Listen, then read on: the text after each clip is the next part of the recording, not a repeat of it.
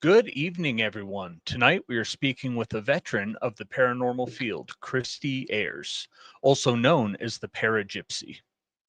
Christie's been immersed in the strange and spooky for nearly a decade. You may recognize her from when she's lent her experience to shows like the Travel Channel's Destination Fear and Most Terrifying Places in America.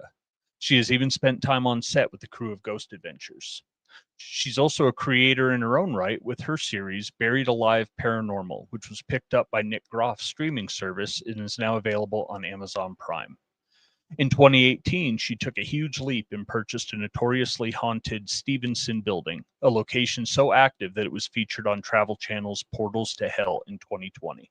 So stay tuned to hear Christie's story tonight on Unraveling the Darkness.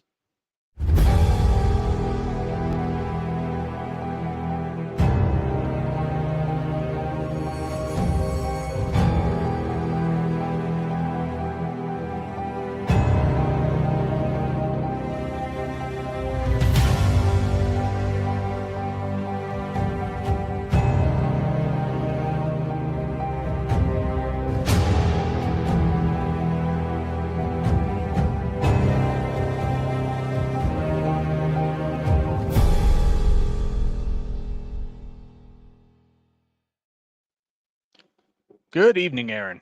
Howdy. What's going on? Not a whole lot, man. Getting through the week. Yeah, it's quite the week. Pretty Yeah, crazy been today. busy. Like school let out for lunch, and this kid come around the corner on the Del Range and like whack hit a light pole in front of our store. Oh wow! Put Yeah, power out so for you guys, or no. Luckily, ours comes from behind our building, but Panero is out. oh So they man, had to replace the pole and everything today. that's Yeah, nuts. Then we had the stuff going on at the Capitol here in town. right. Yeah, bomb threat yesterday. I saw that it's like modified fireworks I just saw or something. Yep, yep. I So guess they got two people on camera. I don't know. Crazy times, man. crazy times. Next week, 1 year anniversary. Yeah, I can't believe that. Got the guest list out last week. So if you want to see that, so you can look further back on the Facebook page and see the guest list. And we have some of our favorite past guests. Of course, all of our past guests are favorites because we've had them on. But I Yeah, they've mean, all been great. It was. can't bring everyone I'll back. tell you, it was hard when we were sitting down to really kind of figure out, who to bring in. Because you're limited by time, right? If we'd bring in everyone, it'd be like a 4-hour show, which would be cool, but that'd be a lot. Right. Yeah. So yeah, did that and start to look for those during this week. Like I'm gonna do some posts about our guest list, Yeah. till next Wednesday, and so yeah, it'll be good. Um, there was something I wanted to bring up, and I can't remember what it was. Oh, yeah, I think our guest tonight, she might pipe in with something with this. I don't know. We'll see. Um, we went to book somewhere. I think Yeah. everyone knows that Labor Day we book a place and we travel and we spend two nights there. And we went to book a place, and I don't want to throw it out there right yet. Um, but they wanted $550 for one night, $500 for another, $200 a night to film. Yep. Just to bring your cameras in the door. Yep. Their filming contract, and they watch your stuff before you can put it out. And I'm Yep. just like, no. Yeah. No. So Yep. yeah. The 500 a night, unfortunately, that's starting to get pretty average. Doesn't matter how small the place is. Yeah. It could be a 2-bedroom apartment and they're going to charge 500 a night, it seems like now, versus some of these bigger places, that hotels and, asylums and stuff that, you get multiple Right. stories and tens of thousands of square feet to investigate, right? Right. But yeah, the contract and, extra for filming. And I was Yeah. like, that's how can you Yeah. even justify? Especially they're not doing anything. You're the one, bringing your cameras in the door, right? Like, why do you have to pay for that when you're already, renting the place essentially? And, Right. I'll say at least, another place that's got exorbitant fees and a crazy filming, rules. At least they provide you with B-roll and all this other stuff that you can use Well, if as they're going to well. pay At least, 2,300 for the yeah. night, I you mean, at would least you're getting expect something out of that, the right? filming fee, right? Like, but yeah, So, I think my problem is going to be these places that want to review footage before you're allowed to release it. It's right, I'm not a fan of that kind of control, kind of coming into the field. right. Yeah, if we walk in and there's nothing going on, then there's nothing going on, and we're gonna tell you that. Like, other people may have, but we got nothing. Yep. So I don't know. It'll be interesting. Tonight's guest has done a lot of paranormal TV and some of that kind of stuff. So I'm excited to ask her that question. She, I see her laughing, and I kind of dropping it on her because we talked about some stuff beforehand, but that wasn't one of them. So, all right, let's bring in Christie Ayers.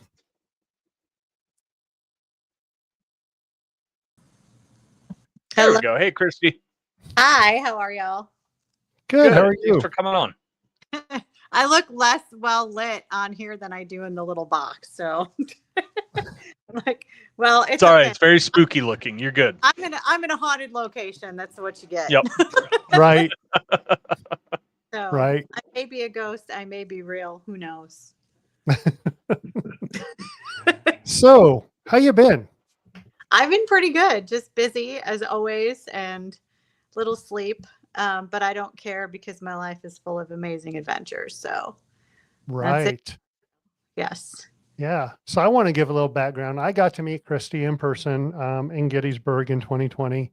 We got to spend a few nights out on the battlefield till like 3:30, 4 o'clock in the morning. Unfortunately, tickets this year that that time? didn't. I'm sorry. No tickets that time? No tickets that time. That's what I was going to say. Fortunately, we didn't get Rangers coming in behind us like we did this year. Yeah. No, it's funny because I'm going to bring this up to you. So I saw that you got in trouble for that. And I was like, I have told people because when I was going out on those battlefields, because it was right after COVID, I think they made an exception and I was given permission to go out there for the most part. And so because they were like, you know what, now's the time to do it, blah, blah, blah, whatever. And so I'm trying to remember who it was, but they actually gave me permission to go out there and do it. So, and it's because it was around COVID. So like we just got lucky because normally they are very strict on it and they don't allow it. So when I saw they were on us like a fly on, because we went that same direction that we took every night. I'm like, hey guys, I know this one, so let's go here. And we got up to the end and then turned, and that's where that corner is with all the monuments, and bam. And I was like, holy cow, where was he? And then it blacked out. It was just headlights. And then we go and we cross over the first road, and then the red and blues come on. I was like, oh man. Jason tried to play it off with the thermal. He's like, we're just looking for animals. Yeah, we're just looking around. Hey, I was looking out the window with the thermal, man. Did you see any bears? No bears. That's a couple foxes. Yeah, fox but no bears. So deers have red eyes. I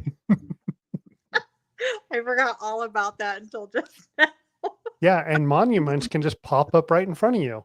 Yeah, and you'll think they're ghosts and jump. I still have that video. It still makes me laugh every time I see it. So it was a good time, and we got to hear some great stuff while we were out there. Yeah. Bugles and shots, and going and helping with an event out there was so much fun too. Yeah, we had a and blast. just seeing what regular people, how they enjoyed it too. So it was a good time. It was a lot of fun. I did enjoy doing Dinner with a Ghost. It was a great time. I don't think they're doing it anymore though.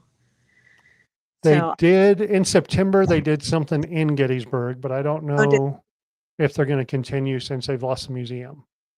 So. Yeah, and I know they're struggling. It has nothing to do with anything other than unfortunately we all get a bit older. That's just that's the case. Yep. That's the sucky part. But it was still a lot of fun, and I always had fun with them. So yep, good people. Yes. John is so awesome. I think that's what I'm going to work on next year. Try to get him on early, I think. That's a good idea. He definitely has a lot to say. So Yeah. So, stories. let's talk a little bit of paranormal TV, and then we'll get into locations. Okay. You heard us at the beginning, and I want to fill I that d- out with you too, since you have a haunted location. yes. Well, I also have a degree in film production. So I fully understand like how a lot of that works. So I will tell you, since we were talking about Octagon Mansion, when they first got like possession of it, they were contacted, and I'm not going to say by who because there's just no point.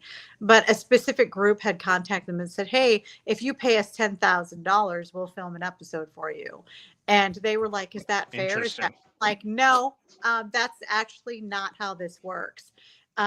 When anybody comes to film at your building, at your location, whether it's a house, it doesn't matter. Whatever the location is, you should get a location fee. So somebody asking for $200 for me to film is not really bad. Actually, that's a low location fee. And the reason for that being is because if you're filming, that's content you can use to make money. So they may get $200 off that, but you have the potential to make thousands. So really, that's why that happens because they're using your property to make money. And so that's why you pay the fee, the filming fee. Um, I will say, like owning my own building, unless it's a major production company coming in here, like Travel Channel or something like that, I'm not going to charge that. Like, I'm not, because most people are coming in here, they have their own YouTube channels, whatever, their Facebook pages. Most people who will come in here and film are not going to make money off of it, or they're not going to make a significant amount of money that I'm going to feel put out by it. Do you know what I'm saying? But if Right. like, And that's where we fall, I yeah, think. Even you, mhm, as a just regular investigator walking into a building, I know you used to do live stuff mhm, and you had your series, but walking in, we're not, I mean, it's just we're not getting the 250,000 views like Project Fair because they came over from TV, or yeah, even more. Like I saw 1 million one night and I'm like, oh geez, you yeah, know. and So exactly, and that's the thing, like and that's why I say like I do understand where they're coming from, like. And I know there's certain locations where, like, if you mention filming, they automatically think you're a big production. So I always ask before I go in, like, hey, I just filmed for my Facebook page. It's not monetary. Like, I make a little bit of money off my lives or off my Facebook, but it's my Facebook as a whole. Like, I'm not right. making money off, it's not Just my those source. videos. Yeah. Exactly. Um, It's not like the Project Fair where they're the right. YouTube monetization and they're get the 1 million views and they're banking, right? Exactly. And like Waverly Hills, because we did an episode there, we filmed an episode there, and I was allowed to put it on Nick Roth's streaming thing. I was allowed to put it on all my stuff. However, I was not allowed to make money off of it. So anytime it was put up, it was just not monetized because you could, Mhm. whatever. And so because that's what they said that I could do, that's what I did. And um that was the end of that. So, and I understand to an extent, but at the same time, I want people coming in here and filming and putting their evidence out there because that brings in more people. That Well, and brings it's that too, right? awareness, It's that whole free advertising for Mhm. your location too. Exactly. So I think that it's just a gray area. And I think that it is left up to the location owners. I can also understand like part of like the reviewing it first. But I also feel like you could avoid that because if your reasons are like for me, I don't want people coming in here and being like everything's a demon and like I'm just Mhm. not, Right. but that's going to be in the contract. It's in the waiver when you sign it. Yep. You Right. can't come here and do that. You can't come in here and cleanse. You can't, so like if I put it in a waiver and they sign something saying they won't do that, if they do that, then I can force them to take those videos down, or I can keep them, so ultimately I feel like it's up to the location owner to manage and control things from that end, instead of just saying, well, you have to pay and you have to let me. That's just too much. Yeah. Right. Set the rules before people come in and make sure they're enforced, and that's it. Right. Yeah. For sure. But that's so let's start that way first. Let's go with locations. For your series, what were the locations that you filmed at? well, the first one was the squirrel cage. Now let me clarify, because I in no way, shape, or form had any intentions of this series going where it went. None of this was meant to happen. It just did. Because I do have my degree in film production. And so the Squirrel Cage Jail was the first actual episode that we did, but it was the second investigation, like actual investigation I'd ever done in my life. Oh, The Interesting. Velisca House was the first one. And I put out one little video clip and it got like 16,000 hits, like super fast. And so when we did the other one and we had all the cameras up, one of my team members at the time was like, hey, can you make another video? Well, being a film student, I couldn't halfway do it. So I just went all out and did it. And like the sound isn't great. The sound isn't great in any of them, actually, which is weird because I focused on sound design, but it was more for music than TV. But so I put this whole thing together, and then they were like, oh my gosh, I didn't know you know how to do that. And I'm like, I don't know, film degree. I've worked on movies and I've worked on other things, and like this is what I've been doing. Like I know how to do this stuff and I just can't help myself, So then they were like, oh, let's do it again. So then the third episode was the Rails West Museum. oh yeah. Right down from the squirrel cage. Yep. And then we did Malvern Manor, and we did Waverly Hills, and we did Edinburgh, and then the Stephenson Building. So there were only 6 total. And then everything went to crap for 3.5 years. But I forgot that you had the film background and all that kind of stuff. So at some point we may hit you up. Absolutely. I bounce questions off you and stuff. Yes, I love doing it. I will help anybody. I enjoy the process. I enjoy the creative, everything about it. I don't do it as much because paranormal has just taken over my life. I have no complaints about it. But aside from that, I still have to have a regular job so that I can have this other job. Yep. Right. We understand. I think everyone thinks that all we get to do is go to cool places and investigate. And it's like, well, you have to have a job to be able to travel and pay for these places to do that. Yeah. It's funny because people have come on my tours and they've come to my events and they're like, they've never done this before. And after the first one, they're like, oh my God, I had so much fun. I can't wait to do it again. And I just look at them and I go, congratulations, you're now poor. Yep. Oh, that is so right. Whether it's locations or equipment or, oh my God, travel. Yeah, it's always something to eat the budget. Yeah, I'm in the business of making people poor. It's fantastic. Including myself. So it is. Project Fear. Project Fear, Destination Fear, Dakota and all them. You did something with them. Oh, she moved. So she is actually at the Stephenson Building right now. There's no power in there. So no lights. So she'll be back just as soon as she can. And there she is. Sorry, that was so me. I hit a wrong button. It's totally me. Not paranormal, unfortunately. No worries. We're just telling everyone that you're at the Stephenson. There's no power, so we didn't know what happened. We could have played that off better. I know. It'd be like it was one of the ghosts. No. So Dakota and the gang. Yes. I've heard that they are super awesome people. From many people that have dealt with them, where do where were you? What building was that at that you worked with them at? That was Edinburgh Manor. So, which is awesome. It's funny because I actually, before Dakota became Dakota, I guess, I had talked to him several times. We were friends on Facebook.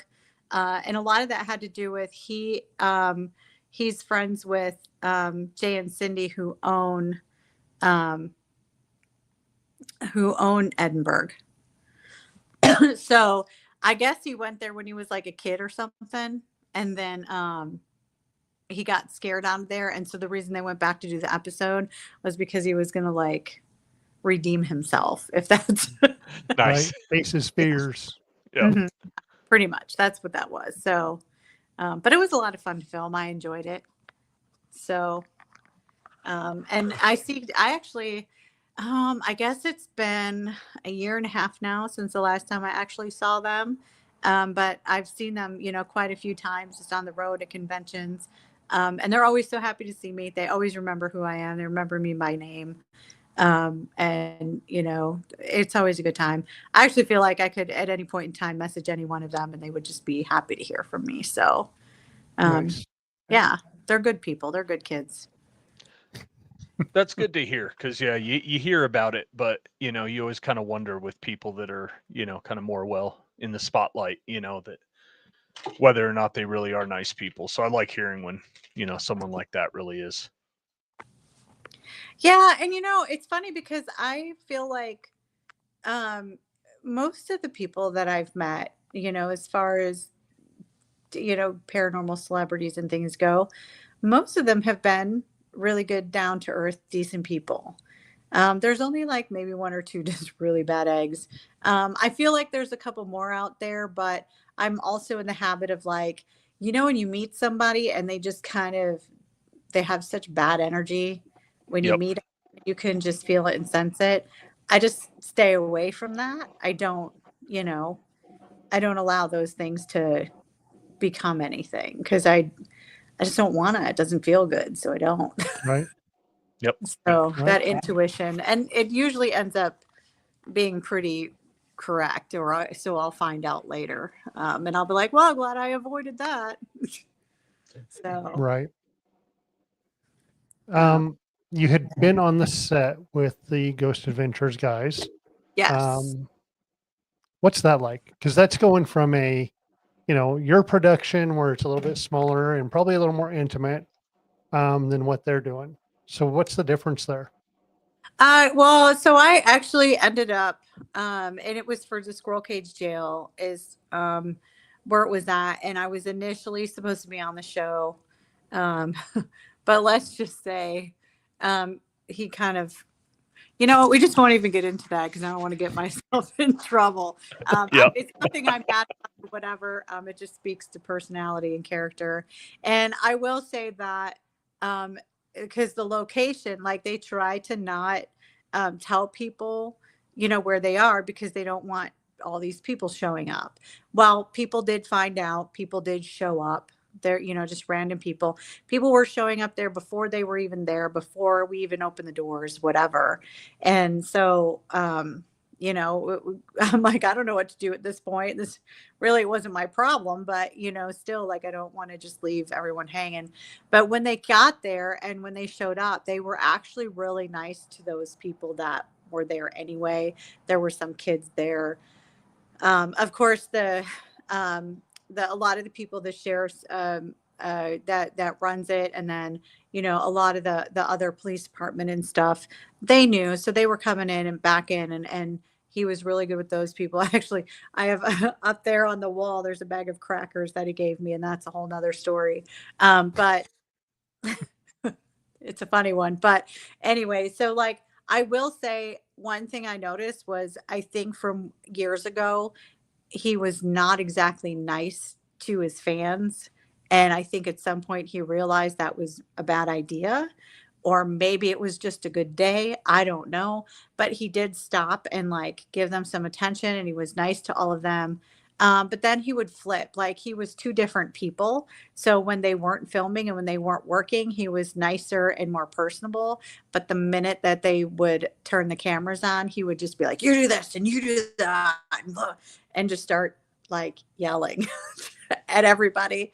And it's almost like you could tell when the cameras were off and he was like, being nice to people, he was doing he was having to try really hard to do so.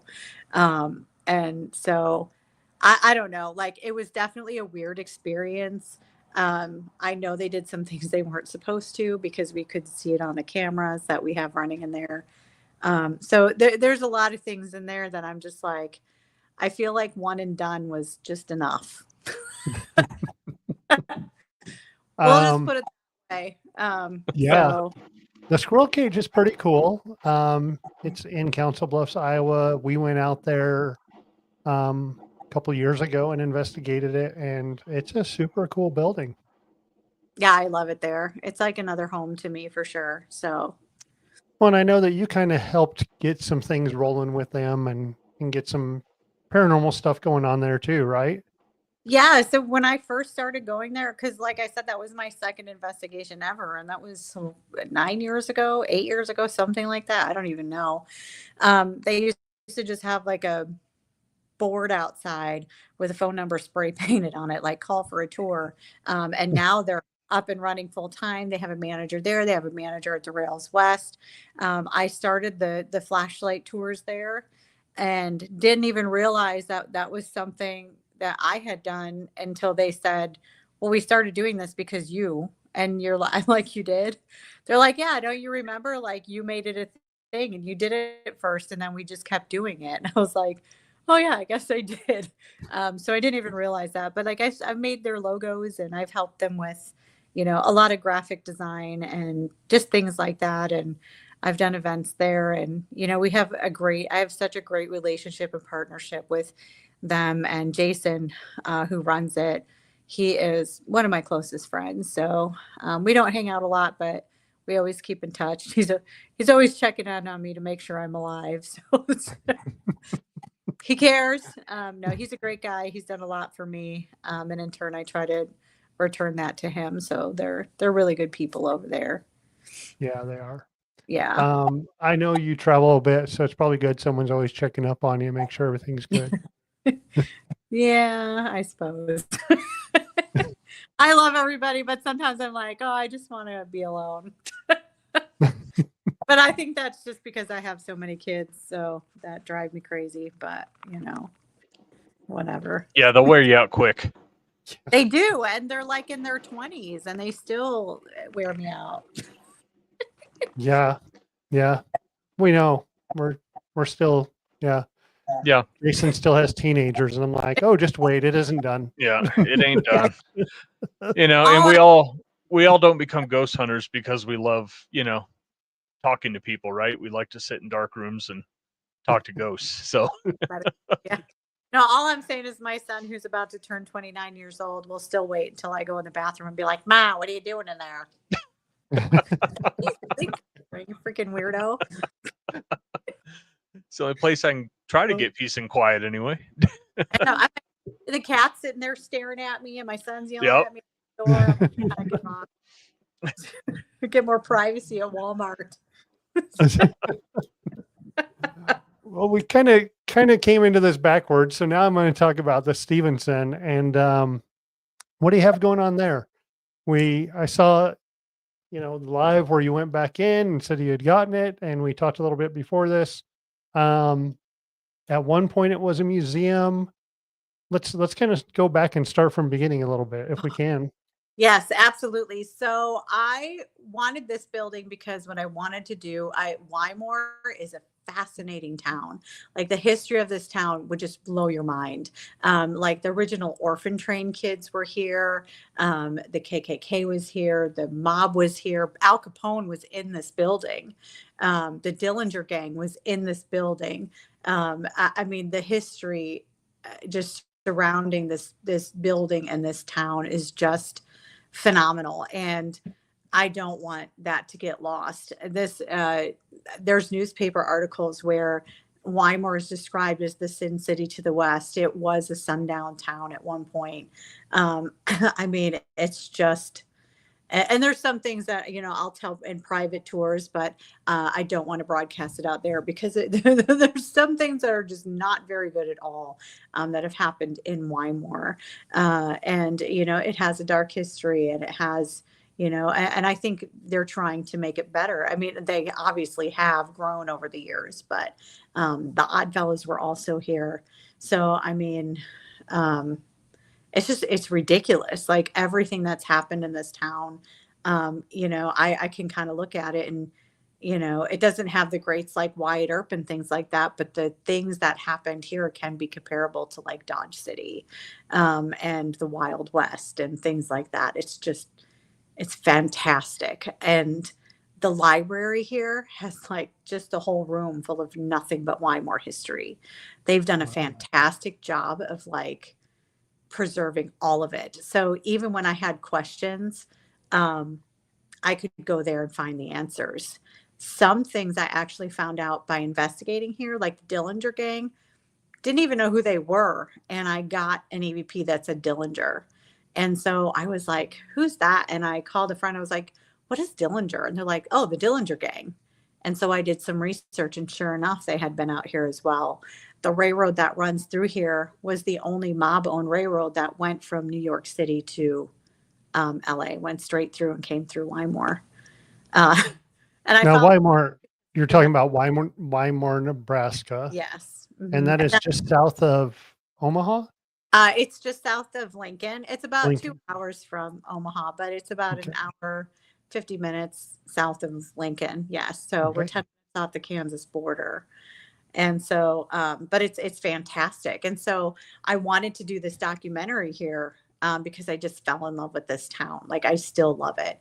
And, so somebody approached me, I think it was Keith actually said, hey, so and so is selling a building and you said you needed like a headquarters. So I was like, well, I don't want it if it's not haunted. And to be honest with you, I was like half joking.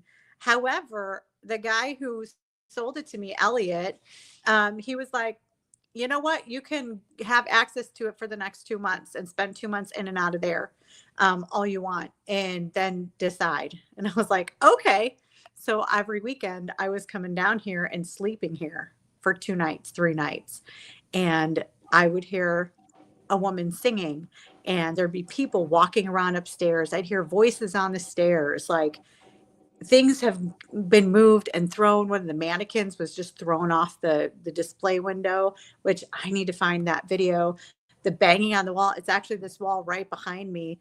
And if you were to go outside and look, number one, this is all brick, but on the right next door, and it's an attached building, is an insurance building that has been abandoned for years. You can't even get in there.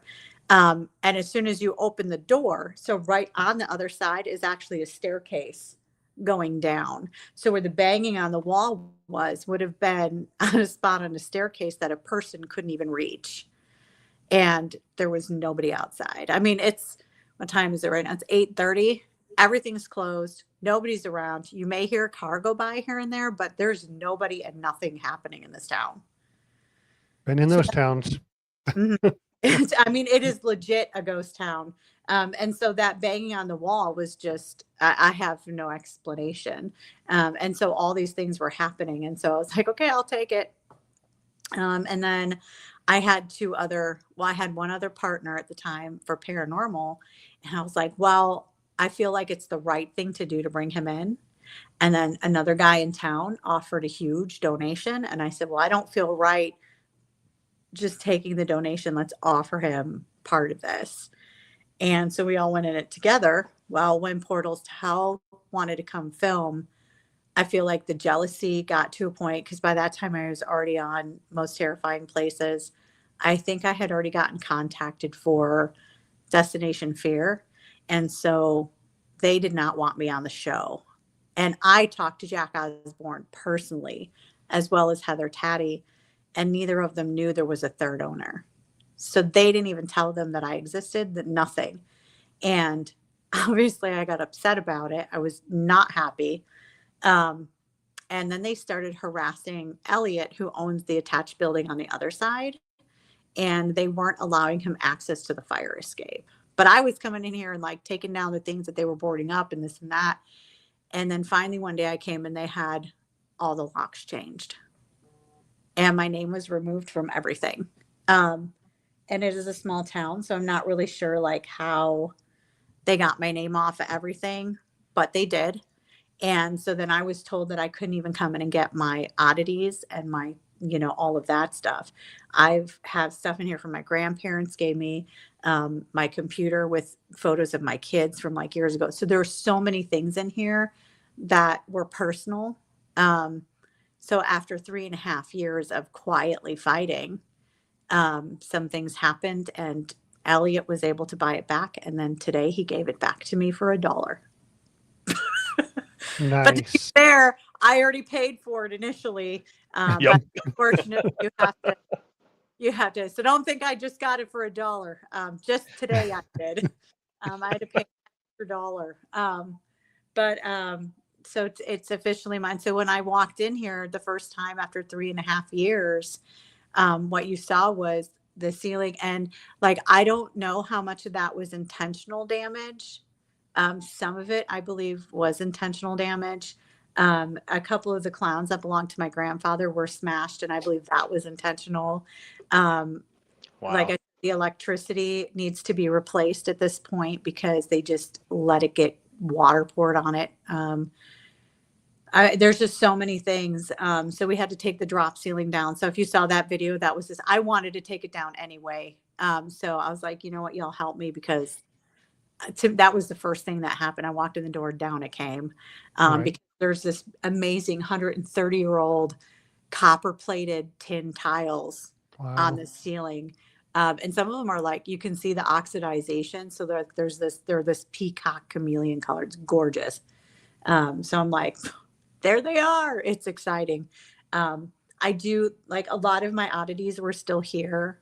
So that's a plus. Some of the things that were found in the building are gone. The poker chips that were found here are gone. The Oddfellows ring that was here is gone. And to me, those belong to the building. So it seemed like Right. anything really sentimental was either taken or destroyed. So That's Here. sad. Yeah, that's a shame. it sucks. But I've also found, I've been calling them golden nuggets. So there were some things that were left here that I'm able to sell, and selling some of those things is going to pay for some of the repairs. And there's just some oddities that were left here. Like, I'm like, why would they leave this? So there's been a few little golden nuggets. And so I've been trying to focus on that and focus on the fact that I'm back in it, focus on the support that I have is amazing. I've already talked to Heather Taddy.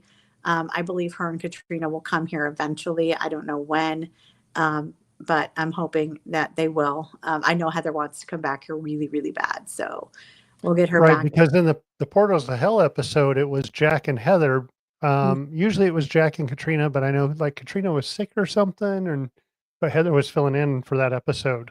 I think Katrina might have had a baby at that time. And I think that's Okay. why. So Right. yes, that's why But she yeah, was. great episode.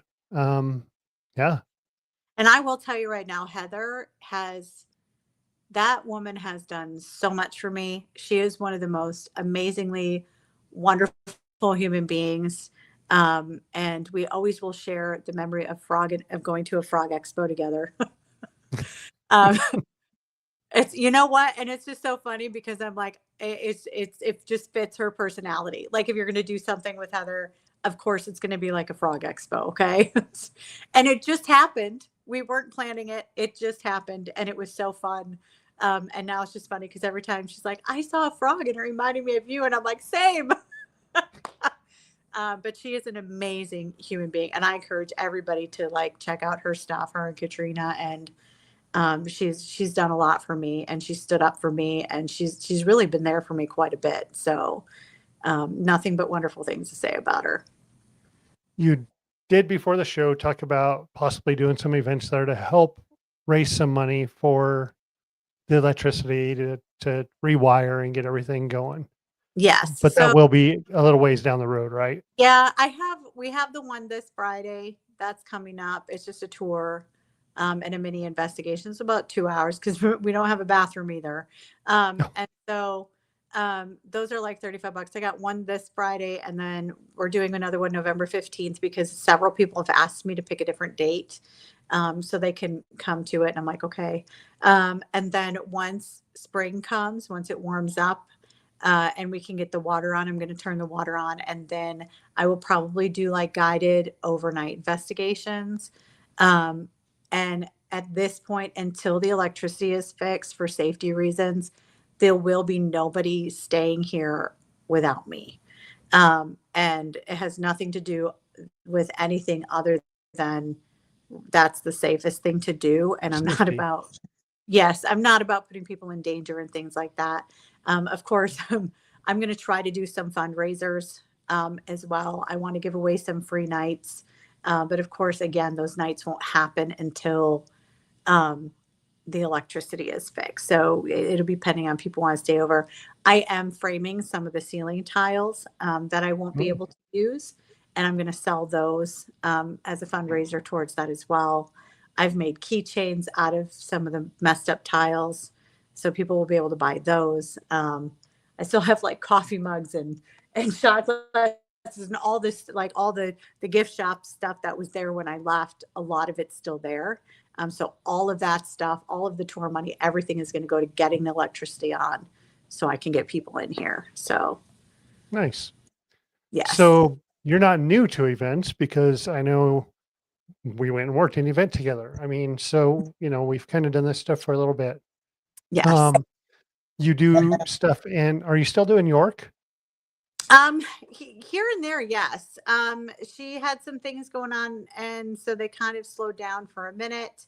And then I don't know if it was the economy. I'm not really sure, but the last two events that I tried to do there just didn't sell at all. And I don't know if I'm just not reaching the right people. I don't know. And I've thought about it because like the one here is about sold out. The one that I did at the college almost sold out. So I'm selling out other things. And so I don't know if it's just I need to get the momentum back up somehow over there. Because like you'll start, but and that's kind of what I worried about here is that because it's been 3.5 years, like that momentum is long gone. And so Right. now I'm trying to get people back in and back in here. The one thing about my building that's different from York is people have been wanting to get in here because it was on television and because they'd been in here before. And, I can't just being in here some days now, like people come to the door and are like, God, we've been wanting to get in there so bad. People I don't know, people I do know. I'm like, Nice.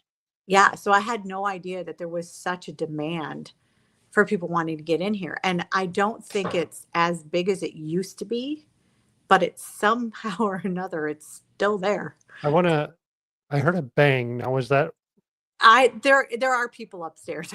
okay? Yeah, my So, friend Carrie. there was a couple of episodes where I was like, I heard stuff, but I didn't really say anything. And one was with a demonologist, folklorist, and we had Yep. and I was like, ooh, there was stuff going on.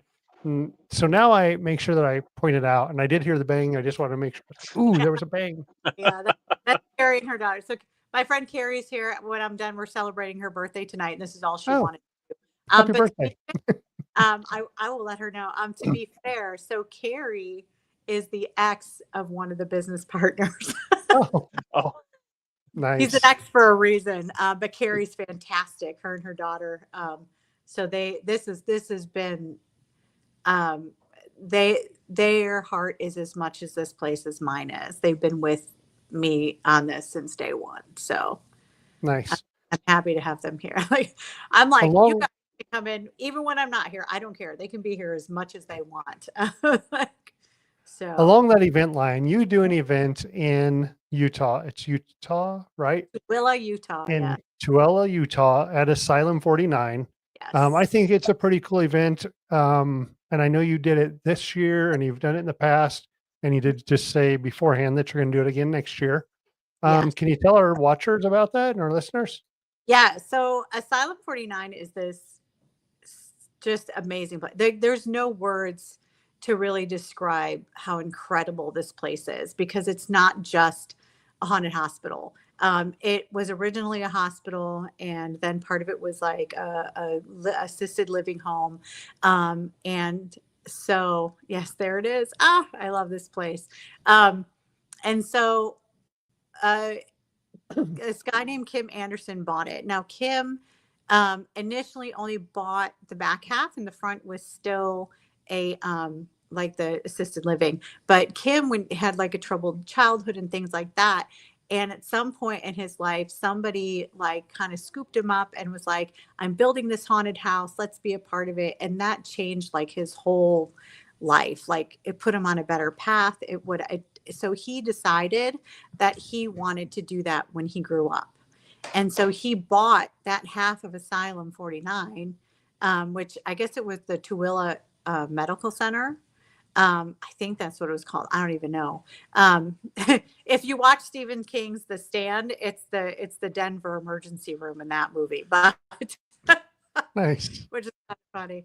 But yeah, so he bought that with every intention of building a haunted house as a community project.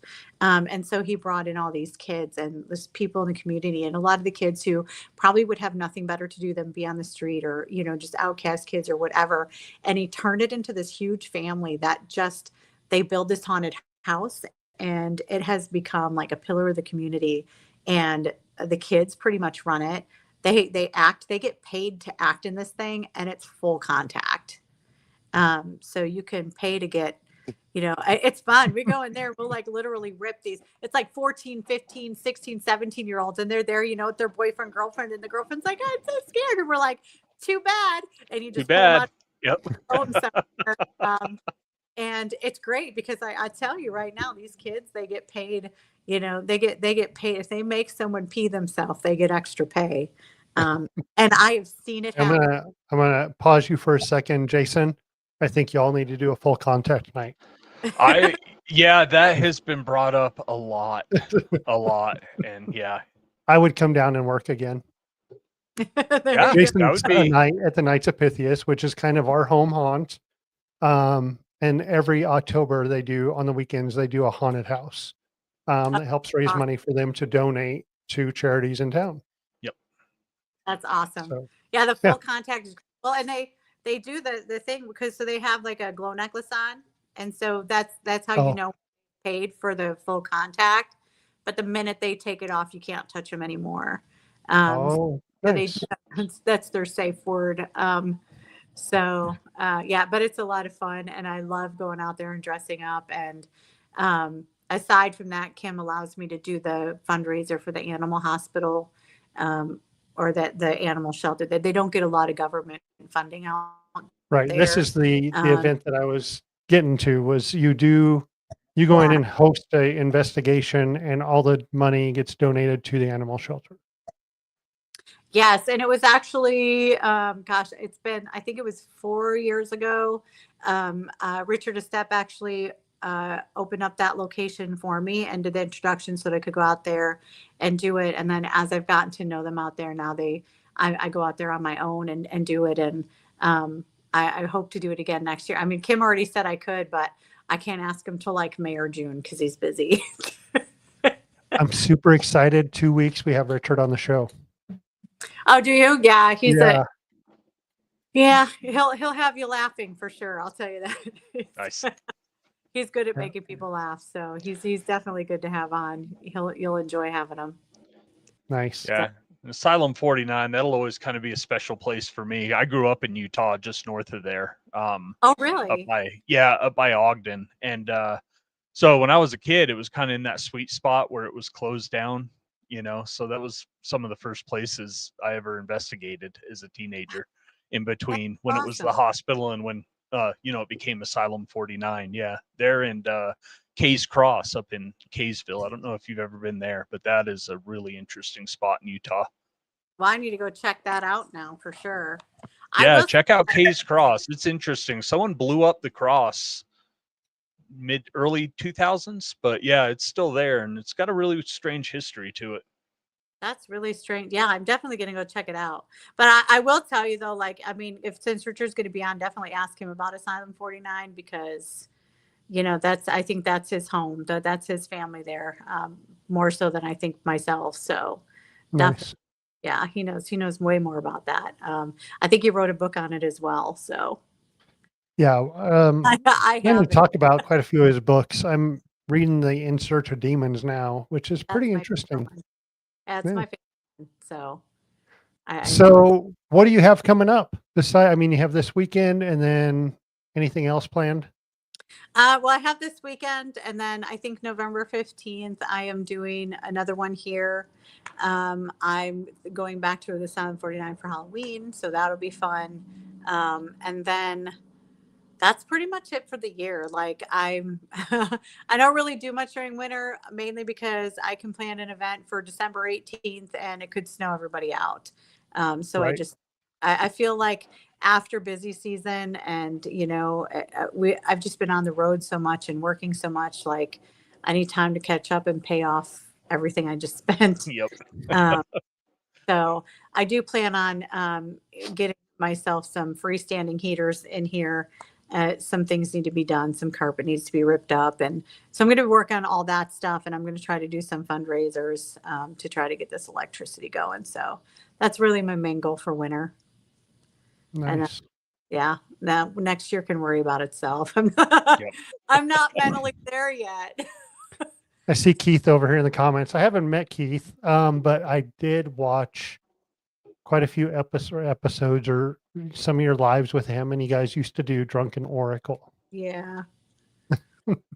That was a lot Uh, of fun, but I was diagnosed with celiac disease, and oh, so drinking is, yeah, I can. However, it's affected me, I think, worse than it does most people now, and I can't really, it's not been good for my health.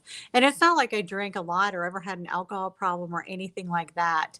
It's just when you're, have a disorder that causes you to have issues like that. yeah, It's just good to stay away from that kind of Yep. thing. yeah. Well, But I had fun while we did it, and I think he may do it again with somebody else, which is great. Like I hope they do. They have my full support if they do. So nice. yeah, Well, we have covered a lot of stuff, and it was great to finally get you on. I know I've wanted to get you on for a while. Um, these guys, I always talk about our Gettysburg trip and going out there that and was so much. helping John. And we spent, the nights on the battlefield and on the Sachs Bridge and all this stuff. And this year, Gina and I were going out and we offered it up to the group. And so these guys got to go out there and experience Gettysburg. That's awesome. It's such It an was amazing amazing. place. Yep. It's somewhere that I know we will, as a team, that we will try to go to every 2 or 3 years. Jason had a pretty crazy experience. I like to have him sum up the trip in 2 words. I ran. Okay, that's fair. Frickin' Well, Seminary hold on a Hill, minute. man. To be fair, we can sum up errands in 2 words. Are you ready? Let's hear it, please. I jumped. I jumped. And Holy there's shit. video proof.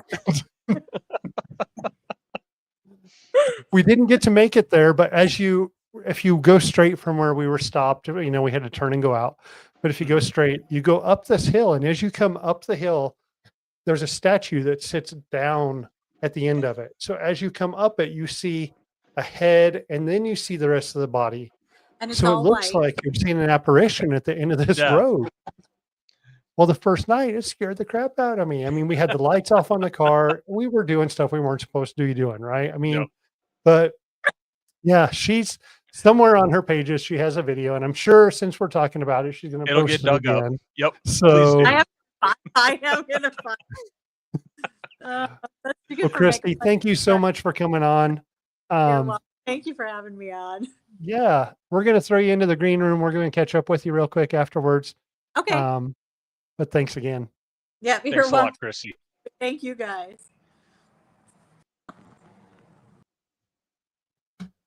everyone, thanks for watching. I know a lot of you over here know Christie. She's a great person. You know, the whole donation to the animal shelter type thing is super cool. Yep. Something that WoW may want to look at some point, Yeah. you know, and we can do something. You know, we've donated to the Knights. We've done some other stuff this year, donating some gift certificates. Yep. But yeah, maybe that could be something we look at in the future. Absolutely. Yeah. We got the place to do it. So For sure. We thank y'all for watching. Next week is our 1-year anniversary show. It's going to be about an hour and a half to hour and 45 minutes. We have great guests coming back. So don't miss out on that. all right. We'll see y'all next week. Thanks, everyone. Unraveling the Darkness would like to thank Horn Paranormal Research and Twinkle Twinkle Little Store for sponsoring our show. If you're craving more paranormal content, don't forget to check out our YouTube and Facebook channels at Way Out West Paranormal and Unraveling the Darkness. You can catch all of our episodes of Unraveling the Darkness on Apple Podcasts, Facebook, and YouTube. Be sure to like and subscribe as it helps others find the show and join in on the paranormal fun. Thank you so much for tuning in. Until next time, keep your lights on, stay safe, and remember, the truth is out there, and it might just be closer than you think.